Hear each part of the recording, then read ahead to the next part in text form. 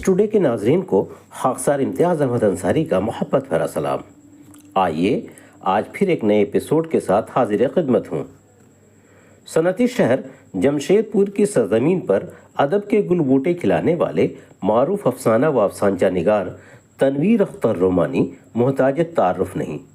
افسانوی ادب سے ان کا رشتہ بہت گہرا اور پرانا ہے۔ امرتسر سے نکلنے والا ماہنامہ جانثار میں ان کا پہلا افسانچہ سسکتی انسانیت ستمبر 1976 میں شائع ہوا تھا۔ اب تک 100 سے زائد افسانچے ان کے نوق قلم سے نکل کر صفحہ کرتاس پر بکھر چکے ہیں۔ ان کے اس طویل افسانوی سفر کے دوران پہلا پڑاؤ سال 2016 میں اس وقت آیا جب ان کے افسانوں کا مجموعہ ببول منظر عام پر آیا۔ اس کے ٹھیک 6 سال بعد یعنی سال 2022 میں افسانچوں کا مجموعہ کھول دو اشاعت کے مرحلے سے گزر کر ادب نوازوں کے ہاتھوں تک پہنچا۔ پھر سال 2023 میں مباحثے کا مجموعہ افسانچے کی ادبی حیثیت کے عنوان سے تیسری کتاب اور سال 2024 میں تنقیدی و تحقیقی مضامین کا مجموعہ بصیر و نظیر ادب نوازوں کی خدمت میں پیش کرنے میں کامیاب ہوئے۔ جنوری 2000 سے جون 2007 تک ادبی سہماہی رسالہ عبارت کی ادارت کی ذمہ داریاں بھی کامیابی کے ساتھ نبھائے۔ ان کے افسانوں کا مجموعہ ببول پر اتر پردیش اردو اکیڈمی اور بہار اردو اکیڈمی انعام سے نواز چکی ہے۔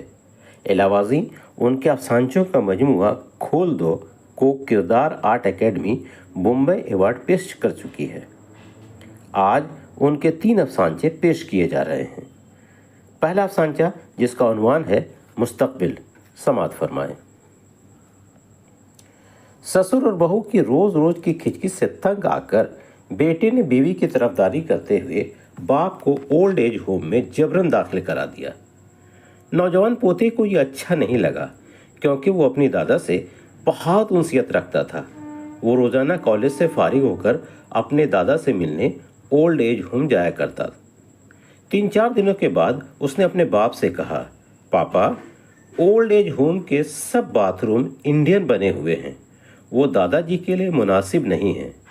آپ وہاں کم سے کم ایک باتھ روم میں کوموڈ لگوا دیں تاکہ دادا جی کو دقت نہ ہو اور آپ کے کام بھی آئے گا۔ میرے کام آئے گا؟ کیا مطلب؟ باپ نے حیرت سے پوچھا۔ ہاں پاپا، 20-22 سال بعد جب آپ کو بھی وہاں بھرتی کیا جائے گا تو۔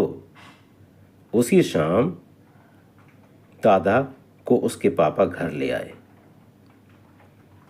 دوسرا افسانچہ جس کا عنوان ہے روٹی کا حساب۔ اس کا پتی سال بھر پہلے ہی دنیا سے گزر چکا تھا۔ اب اپنے 3 بچوں کی پرورش اس کے ذمہ تھی۔ وہ دن بھر شہر کے بازاروں میں گھوم گھوم کر کاغذ، پلاسٹک اور گتے وغیرہ کے ٹکڑے چنتی تھی۔ اس کی سب سے بڑی بیٹی 8 سال کی تھی، وہ بھی یہی کام کرتی تھی۔ منجلا اور چھوٹا بیٹا دونوں دن بھر جھگی میں پڑے رہتے۔ دن بھر کی جافشانی کے بعد جو پیسے ملتے ان سے رات میں بس گنتی کی 8 روٹیاں ہی پکتیں جو ہر ایک کے حصے میں 2 آتی تھی۔ ایک دن چھوٹا بیٹا سخت بیمار ہو گیا۔ بچنے کی امید نہیں تھی، پیسے ہی نہیں تھے کہ علاج ہوتا۔ اسے دیکھ کر منجلا بولا، مائی ای مر جائی تو ہمنی کے 1 روٹی اور ملی نا۔ تیسرا افسانچہ جس کا عنوان ہے مقابلہ۔ حاجی کریم اللہ شہر کے رئیسوں میں شمار ہوتے تھے۔ ان کا قربانی کا بکرا پوری بستی میں چرچا کا موضوع بنا ہوا تھا، اور کیوں نہ ہوتا، پورے 80,000 کا بکرا تھا۔ لوگ اسے دیکھ کر اش اش کر رہے تھے۔ یوم قربانی سے ہفتہ بھر قبل ہی خریدا گیا تھا۔ ان کا بیٹا فخر سے سر اونچا کیے روزانہ شام کو اسے بستی میں ٹہلایا کرتا تھا۔ لیکن یوم قربانی سے 1 دن قبل حاجی کریم اللہ کا بکرا گھر سے نکلا ہی نہیں، کیونکہ ان کے بکرے کے مقابلے میں نظام الدین سیٹھ کا بکرا بستی میں ٹہل رہا تھا، جسے پورے 1 لاکھ میں خریدا گیا تھا اور جس کا چرچا اس کی تصویر کے ساتھ مقامی اخبارات میں بھی ہو رہا تھا۔ ناظرین، افسانچے مکمل ہوئے۔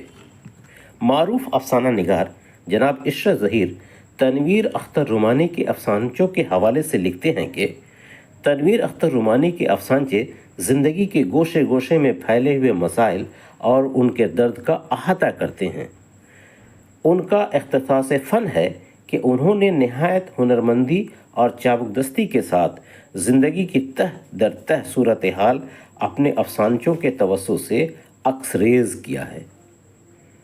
سامعین، آج کا یہ ایپیسوڈ یہی مکمل ہوتا ہے۔ خدا حافظ۔